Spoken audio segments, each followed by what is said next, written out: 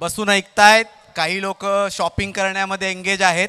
सगळ्यांनी फक्त पुढची 20 ते 25 मिनिटं माझ्या आवाजाकडे लक्ष द्यायचं आहे, कारण विषय आपल्या स्वतःच्या आरोग्याचा आहे, स्वतःच्या आरोग्य स्वास्थ्याचा आहे.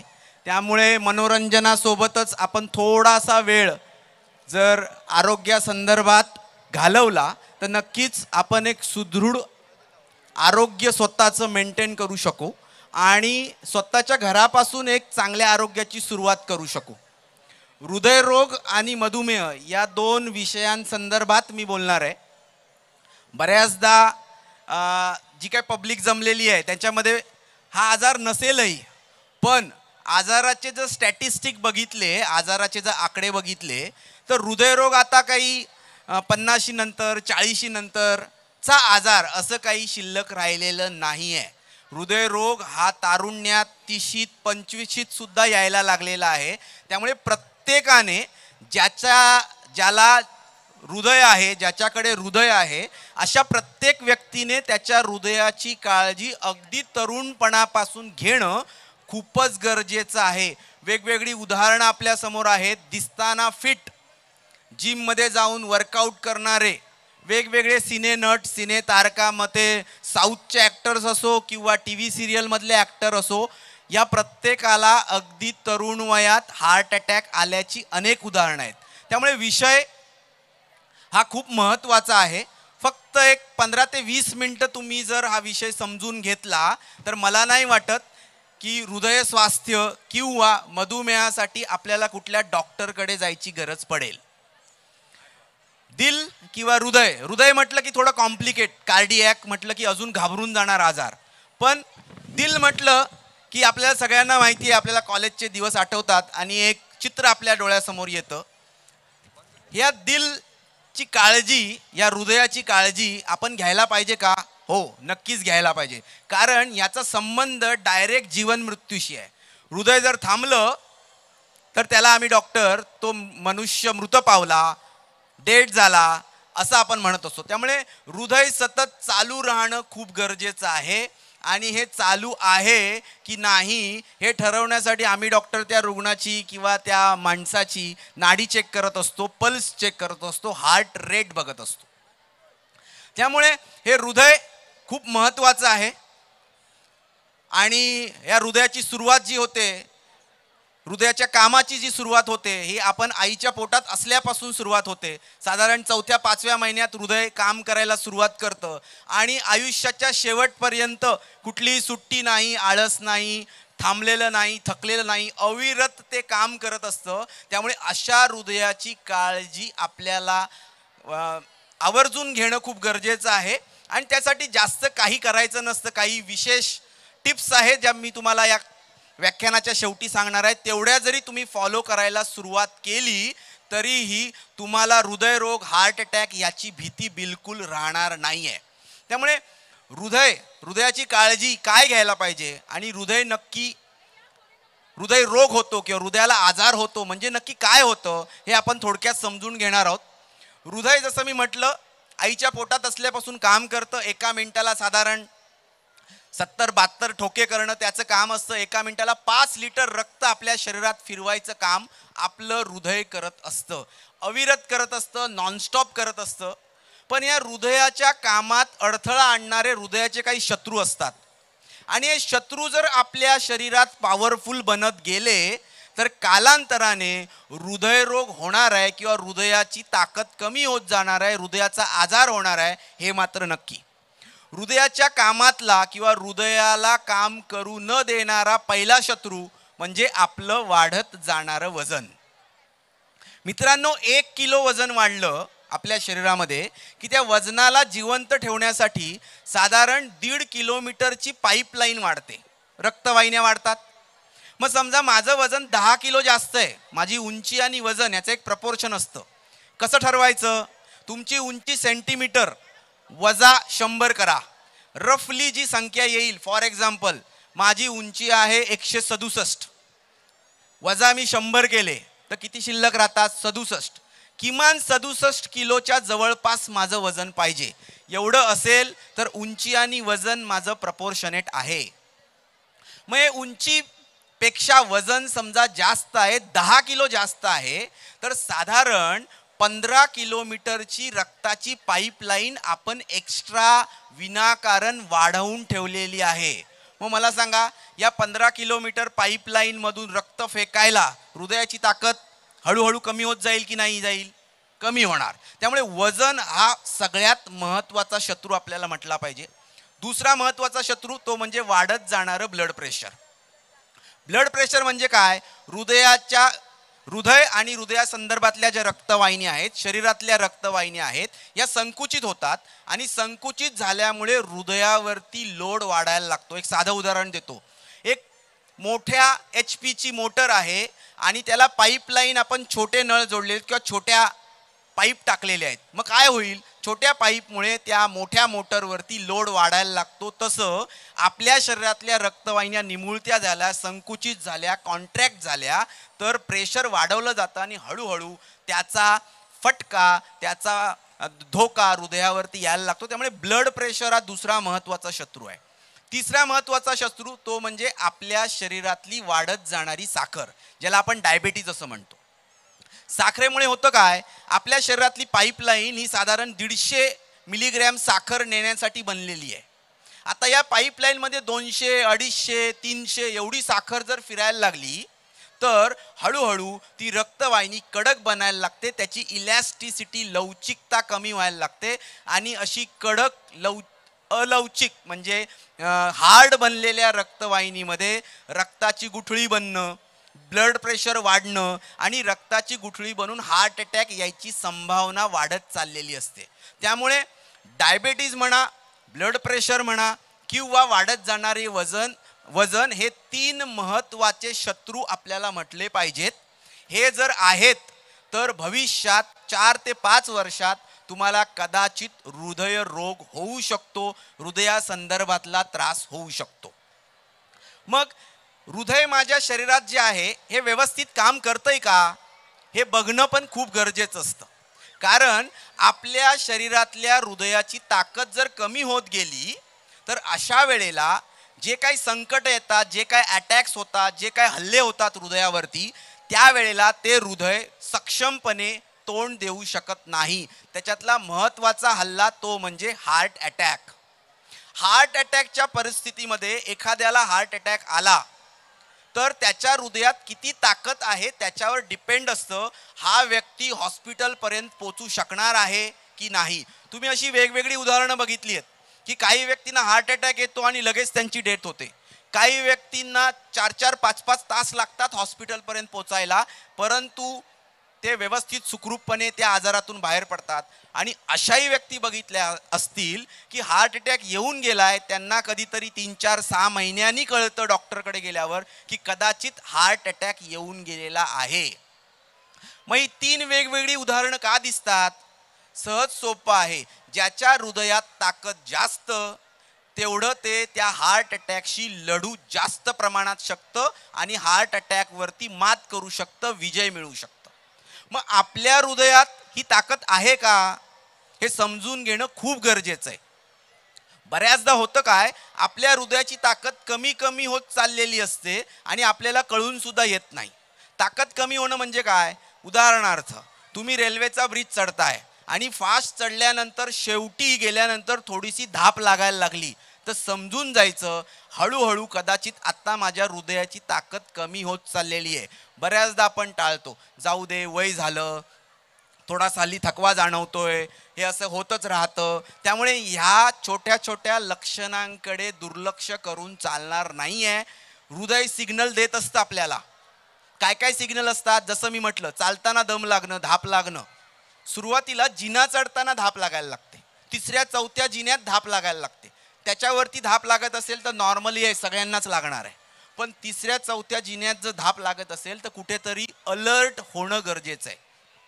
It's a alarming sign. ही धोक्याची घंटा आहे. आपण वेळीच तपासण्या, त्याच्यावरती उपाय, त्याच्या प्रिव्हेंटिव्ह ॲक्शन्स घेणं खूप गरजेचं आहे. दुसरं महत्त्वाची गोष्ट, छातीत दुखणं, धडधडणं. छातीत दुखण्याचे वेगवेगळे प्रकार असतात.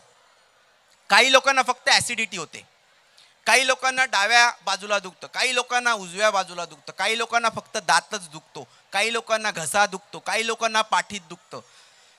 त्यामुळे हे वेगवेगळे सायन्स असतात छातीत दुखण्याचे. फक्त डाव्या बाजूला दुखतंय म्हणजेच हृदयाचं आणि उजव्या बाजूचं हृदयाचं नाही, असं बिलकुल आपण गैरसमज करून घेतला नाही पाहिजे.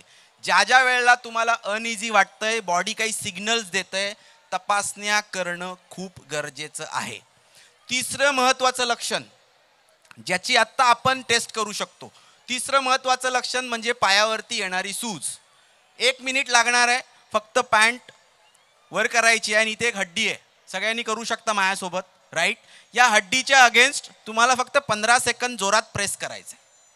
जोरात प्रेस करून सोडायचं आहे 15 सेकंदानंतर. तिथे जर खड्डा पडत असेल तर तुमच्या पायावरती सूज आहे. आता ही सूज पायावरती का आली आहे? हृदयाचं काम आहे सगळ्या शरीराला रक्त पोचवायचं. हृदयाने इथून पंप केलं, पंप केल्यानंतर पायापर्यंत रक्त गेलं, कारण गुरुत्वाकर्षणाची सुद्धा शक्ती आहे. पायापर्यंत गेलेलं रक्त परत हृदयात येणं गरजेचं आहे. इतक्या ताकदीने हृदयाने रक्त फेकणं गरजेचं आहे. समजा काही कारणाने हृदयाची ताकद कमी झाली आहे तर पायापर्यंत रक्त आरामात जातं. तिथून येताना प्रॉब्लेम निर्माण होतो आणि पायावरती सूज यायला लागते. जर पायावरती सूज येते तर 90% टाइम हे हृदयाशी रिलेटेड असू शकतं.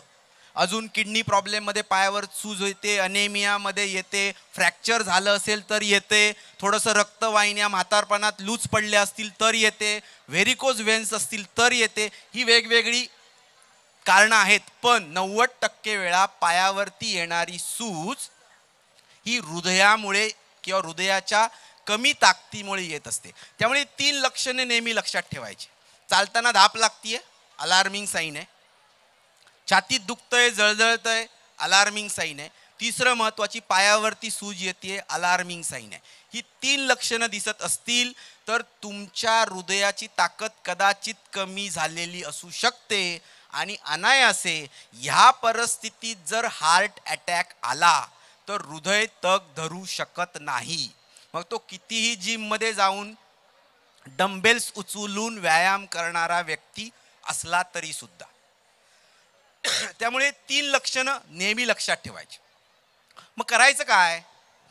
माझी ताकद कमी आहे किंवा मला ती कमी पडू द्यायची नाही आहे, काय करायचं? सिंपल 4-5 गोष्टी आहेत, तेवढ्या करायच्या. हृदय हे घोड्यासारखं आहे, बरोबर आहे? म्हणजे घोडा कसा? घोडा आपण शर्यतीसाठी आणलेला असतो की शोभेसाठी बांधून ठेवायला आणलेला असतो? रपेट मारायला. त्याचं एक काम ठरलेलं आहे. तसं हृदयाचं काम आहे, न थकता पंपिंग करत राहणं. आपण झोपलो तरी ते काम करत राहतं. त्यामुळे हे हृदय काम करण्यासाठी जन्माला आलंय, तर त्याला बसून झोपून आराम देऊन ते थोडं पाणी आळशी बनायला लागतं. त्यामुळे रोज व्यायाम करणं खूप गरजेचं आहे. व्यायाम किती असला पाहिजे? अर्ध्या तासात 2.5 किलोमीटर, 2 ते 2.5 किलोमीटर तुम्हाला चालता आलं पाहिजे. त्यामुळे उद्यापासून सकाळी उठून, आता थंडी आहे, थोडंसं लेट चालायला गेलात तरी चालेल.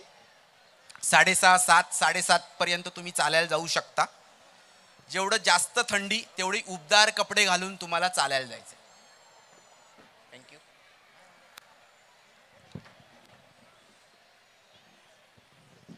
त्यामुळे रोज चालायला जाणं, अर्धा तास तुम्हाला काढायचं आहे स्वतःसाठी.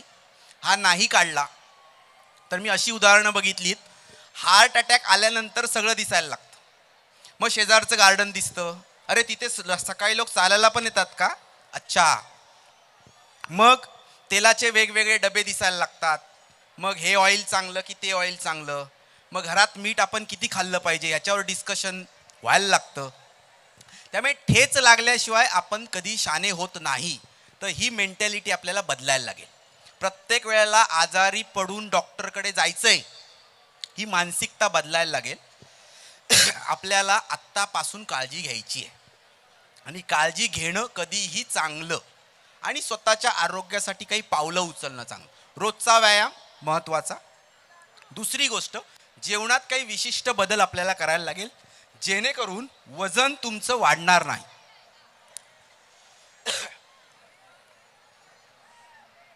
वजन वाढायला लागलं की शरीरात चरबी वाढायला लागते. चरबी वाढायला लागली की कोलेस्ट्रॉल अल्टर व्हायला लागतं आणि हेच कोलेस्ट्रॉल रक्तवाहिनीमध्ये साठून ब्लॉकेजेस आणि पुढे जाऊन हार्ट अटॅक अशा वेगवेगळ्या गोष्टी उत्पन्न व्हायला लागतात. त्यामुळे जेवणात वजन वाढणार नाही अशा पद्धतीचं जेवण तुम्हाला आहारात घ्यायचंय. मीठ कमी करायचंय, हे काय मी वेगळं सांगत नाही, तुम्हाला सगळ्यांना माहिती आहे. साखर कमी करायची आहे, मैदा कमी करायचा आहे, तेल कमी करायचं आहे, राईट. या 4 ते 5 वेगवेगळ्या गोष्टी सगळ्या तुम्हाला माहिती आहेत. या अंमलात आणायच्या आहेत जेणेकरून हृदयाला तुम्ही सशक्त ठेवू शकता, स्ट्रॉंग ठेवू शकता आणि हृदयाच्या अनुषंगाने येणाऱ्या ह्या ज्या काही वेगवेगळे आजार आहेत, लठ्ठपणा असेल, ब्लड प्रेशर असेल, डायबेटीज असेल, या सगळ्यांमधून तुम्ही या जीवनशैलीचे बदल ज्याच्यामध्ये आहार, विहार आणि विचार या 3 गोष्टी खूप महत्त्वाच्या आहेत. बऱ्याचदा गोळ्या खाल्ल्या, ॲलोपॅथीच्या बीपीची गोळी घेतोय, शुगरची गोळी घेतोय, हार्टची गोळी घेतोय म्हणजे झालं, या भ्रमात कोणीही राहू नये. हे आजार जे आहेत हे जीवनशैलीशी रिलेटेड आहेत. हे कुठल्या बॅक्टेरियामुळे आलेले नाही आहेत, व्हायरसमुळे आलेले नाही आहेत. त्यामुळे ह्याचं उत्तर जीवनशैलीतले बदल हेच आहे. आणि ते जेव्हा करायला लागाल त्यावेळेला अतिरिक्त गोळ्यांची तुम्हाला बिलकुल गरज लागणार नाही. माझ्या मागच्या 17-18 वर्षाच्या प्रवासामध्ये वजन कमी केल्याने गोळ्या कमी झाल्याची लाखो उदाहरणं मी बघितली आहेत. जेवणात बदल केला, डायबेटीसच्या गोळ्या बंद झालेली हजारो उदाहरणं मी बघितली आहेत. त्यामुळे जीवनशैलीत बदल खूप महत्त्वाचे आहेत. आणि त्याच्या जोडीला जसं मी म्हटलं, प्रत्येकाने त्याच्या हृदयाची ताकद चेक करणं खूप गरजेचं आहे. कारण हृदय आपलं किती मजबूत आहे त्याच्यावरती आपण येणाऱ्या संकटांना किती सामोरं जाणार आहोत, येणाऱ्या संकटांवरती कशी मात करणार आहोत हे डिपेंड असतं. म्हणून मी म्हटलं हृदयाची ताकद चेक करायची आहे. उद्या सकाळी उठायचं आणि 2.5 किलोमीटर चालायचं आहे. हे 2.5 किलोमीटर चालताना दम लागला, धाप लागली, अनइझी वाटायला लागलं तर समजून जायचं हृदयाची ताकद आता कमी होत चाललेली आहे, मला याच्यावरती ॲक्शन घ्यायची आहे, मला आत्ताच प्रिव्हेंटिव्ह मेजर्स करायचे आहेत. हे झालं तुमच्यात करायची हृदयाची तपासणी. समजा आपल्याला टेस्टच करून बघायची माझ्या हृदयाची ताकद कशी आहे. एक सिंपल टेस्ट असते ज्याला ट्रेडमिल टेस्ट किंवा स्ट्रेस टेस्ट म्हटली जाते. म्हणजे काय असतं, एका पट्ट्यावरती तुम्हाला 15 मिनिटं धावायचं असतं आणि हे धावत असताना तुमच्या हृदयाचा ECG निघत असतो.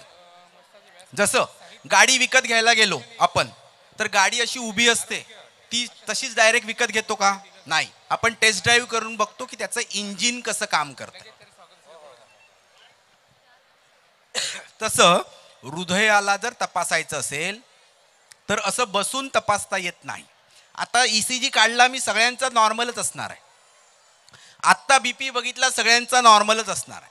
पण तुम्हाला प्रत्येकाला 15 मिनिट धावायला लावल्यानंतर खरी तुमच्या हृदयाची ताकद कळणार आहे. काही जणांना 15 मिनिट धावायला जमणारच नाही, काही जणांना त्याच्या आधी धाप लागायला लागेल, काही जणांच्या ECG मध्ये बिघाड निर्माण व्हायला लागेल, ECG वेगळा दिसायला लागेल, काही जणांचा BP 5 मिनिटातच शूट होईल. बसलेला असताना नॉर्मल दिसतो, जेव्हा जेव्हा डॉक्टरकडे जाऊन चेक कराल तो नॉर्मलच दिसतो. पण 5 मिनिटं धावल्यानंतर तो वाढायला लागेल. हे प्रॉब्लेमॅटिक आहे. मग हे जर चेक करायचं असेल खरंच माझ्या हृदयाची ताकद किती आहे, तर स्ट्रेस टेस्ट, ट्रेडमिल टेस्ट सारखी तपासणी जिथे पट्ट्यावरती तुम्हाला धावायचं असतं, ही तपासणी नक्कीच तुमच्या हृदयाची ताकद तुम्हाला किती आहे हे दाखवून देऊ शकतं. त्यामुळे हृदयाची काळजी घ्यायची आहे.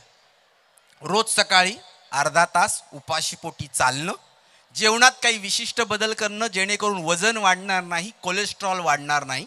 2. आणि तिसरी गोष्ट विचार म्हणजे स्ट्रेस, टेन्शन कमी घ्यायचं, असे जे कार्यक्रम आहेत सांस्कृतिक कार्यक्रम हे अटेंड करायचे, जेणेकरून आपण थोडंसं का होईना वेगवेगळ्या ताणतणावापासून आपण बाहेर पडत असतो. त्यामुळे या 3 गोष्टी केल्या, हे 3 पिलर्स आहेत हेल्थचे, आहार, विहार आणि विचार. या 3 गोष्टी जर आपण फॉलो करतोय तर डेफिनेटली तुम्ही तुमच्या हृदयाची आणि त्याचबरोबर तुमच्या डायबेटीसची सुद्धा व्यवस्थित काळजी घेऊ शकता. या आजारांसाठी आयुष्यभर फक्त गोळ्या घ्यायचंय गरजेचं नाही आहे. लाईफस्टाईलमध्ये बदल केले तर या आजारांवरती तुम्ही 100% मात करू शकता. गेली 15 वर्ष माधवबागची सुरुवातच डोंबिवलीतून आहे. डोंबिवलीकरांच्या सेवेत माधवबाग आहे. बरेचसे पेशंट्स आमच्या इथे ठणठणीत झालेले आहेत.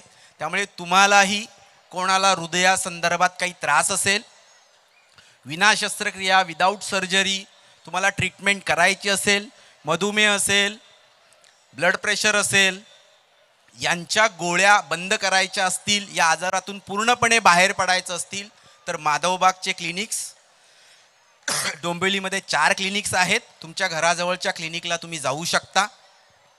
ज्यांना ज्यांना वाटतंय की स्ट्रेस टेस्ट माझी करून घ्यायची आहे, माझ्या हृदयाची ताकद तपासायची आहे, त्यांच्यासाठी काही आम्ही कुपन्स आणलेले आहेत. तुम्ही मेन डेस्कच्या इथे आमचा प्रतिनिधी असेल त्याच्याकडून घेऊ शकता. सगळ्यात महत्त्वाचं आहे की डॉक्टरांकडे न जाता वेळीच आपण प्रिव्हेंटिव्ह मेजर्स घ्यायला शिकलं पाहिजे. आणि त्याच्यासाठी काही मोठा खर्च नाही आहे, फक्त 1 पाऊल पुढे येऊन आपण प्रयत्न करणं खूप गरजेचं आहे. बऱ्याचदा आपल्याला शॉर्टकटवरती जास्त बिलीव असतो. एक गोळी खायची आणि माझा BP कंट्रोलला होतोय ना, तो कशाला सकाळी उठून व्यायाम करायचा, कशाला जेवणात बदल करायचे. मग माधवबागकडे यायला लागतं ना, माधवबाग पैसे घेऊन तुम्हाला ठीक करतं, राईट. म्हणजे जर टाळायचं असेल तर आपल्याला थोडंसं आपल्या आरोग्याकडे लक्ष द्यायला लागेल. कारण प्रत्येकाने स्वतःचं आरोग्य आणि स्वतःचं कुटुंब एवढं जरी बघितलं तरी हे आजार जे वणव्यासारखे स्प्रेड होत आहेत, म्हणजे ऑलरेडी मधुमेहाची राजधानी भारत बनलेलाच आहे. कोणी पाकिस्तान, चायनाने अटॅक करायची गरज नाही. आणि 10 वर्षात या आजारांनीच एवढी माणसं मरतील, कुठल्याही देशाने अटॅक करायची गरज नाही आहे.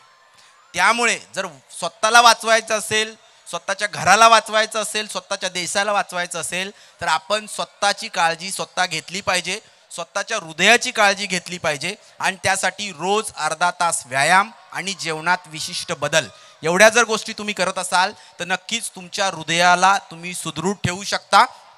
आणि हे हृदय तुमचं सशक्त ठेवण्यासाठी माधवबाग नेहमीच तुमच्यासोबत असेल. Thank you very much.